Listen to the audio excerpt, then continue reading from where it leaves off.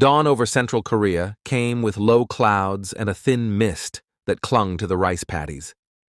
On the morning of July 5, 1950, a handful of American soldiers lay in shallow foxholes on a ridge just north of the town of Osan, staring south down a long, straight highway. Task Force Smith, barely 500 men with a scatter of World War II-era weapons, had been told to hold this road and make a stand. Now the first North Korean tanks of the war were rumbling toward them.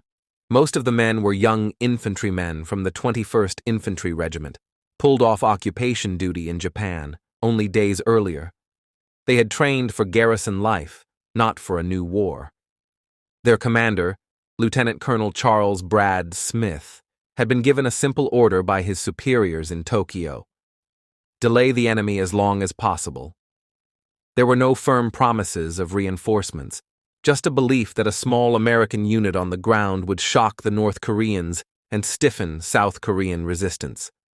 When Smith and his officers examined their position near Osan, the limits of that plan were obvious.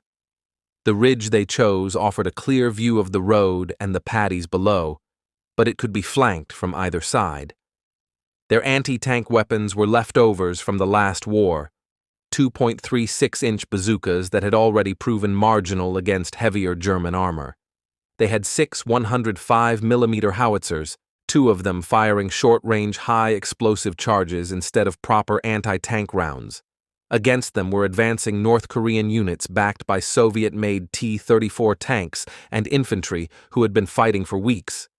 Shortly after 7 in the morning, the mist parted. Dark shapes emerged on the road, a column of T-34s, their engines roaring, tracks clanking on the pavement. The tanks rolled forward in line, unaware that Americans were waiting on the hill. Smith ordered his men to hold fire until the enemy was well within range. The artillery crews waited beside their guns, fuses set, listening to the tanks draw closer. When the column reached about 2,000 yards, the first American artillery round screamed down. Shells exploded around the lead tanks, throwing up dirt and smoke.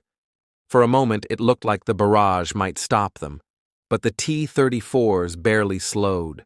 The howitzers had no armor-piercing shells, and the high-explosive rounds burst against the thick steel without penetrating.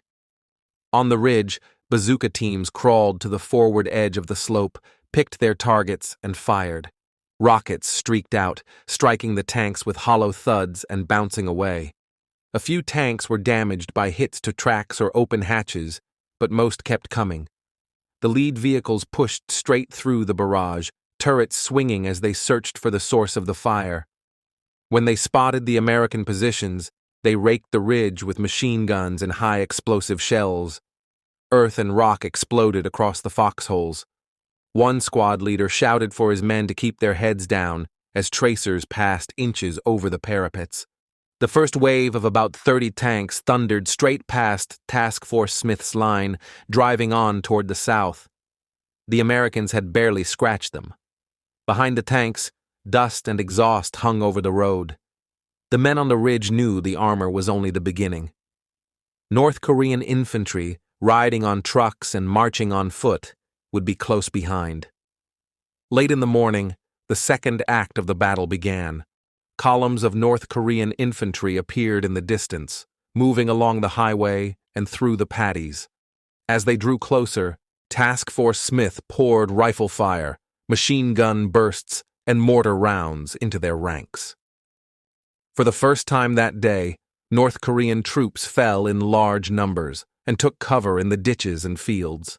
For several hours, the Americans held. Mortar crews adjusted their aim with calm professionalism, while shells burst among the enemy columns. Some North Korean units tried to push directly up the slopes toward the ridge and were thrown back by concentrated fire. Others swung wide, searching for gaps. Smith moved squads along the line, trying to plug each threatened sector with men who were already exhausted and running low on ammunition. Heat and fatigue built as the day wore on. Men sweated in their helmets and field jackets, their canteens draining fast. Radio operators fought to keep sets working under the shock of nearby explosions.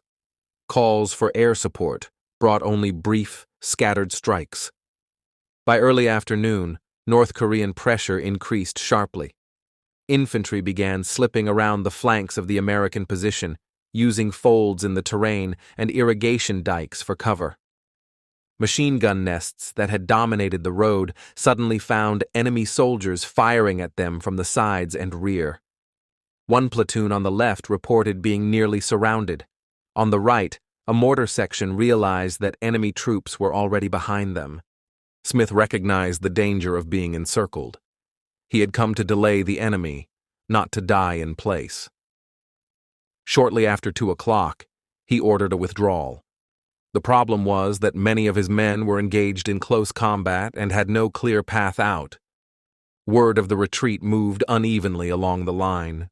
Some units received the order and began to fall back in small groups, carrying wounded where they could. Others never heard it and kept fighting until they suddenly realized they were alone. The withdrawal quickly turned chaotic.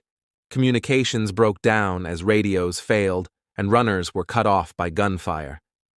Trucks sent forward to evacuate the wounded were hit or forced to turn around. Soldiers who had spent the morning in carefully prepared positions now ran across open ground, chased by artillery bursts and rifle fire. Small clusters of men tried to navigate back along the ridge and down narrow gullies toward the south, only to find North Korean troops already blocking some of the routes. On the road behind the ridge, another grim scene unfolded. The T-34s that had bypassed Task Force Smith earlier were now clashing with elements of the 34th Infantry Regiment farther south. Those American units, also hastily assembled, were in no position to rescue the men at Osan. By late afternoon, what remained of the force was scattering in small groups. Some soldiers fought their way through enemy lines, moving from ditch to ditch until they linked up with other U.S. units near Pyeongtaek. Others wandered for hours, hiding in crops or ravines before finally reaching friendly territory.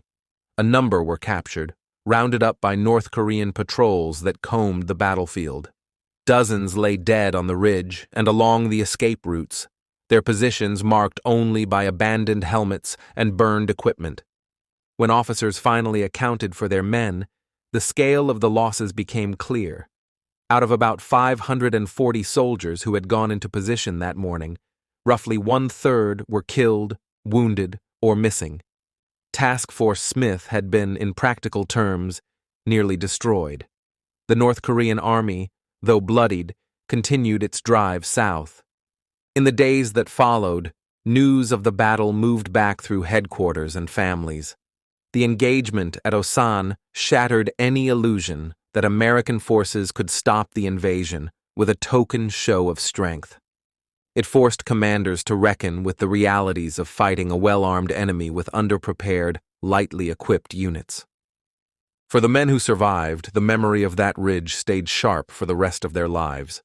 The sound of tank tracks on the highway, the frustration of bazooka rounds bouncing off steel, the sight of friends disappearing into smoke as the withdrawal broke apart. They had been ordered to delay the enemy, and for a few crucial hours they did. The cost of that stand at Osan was written in the names of those who did not make it back down the hill. Thank you for listening to Last Post History.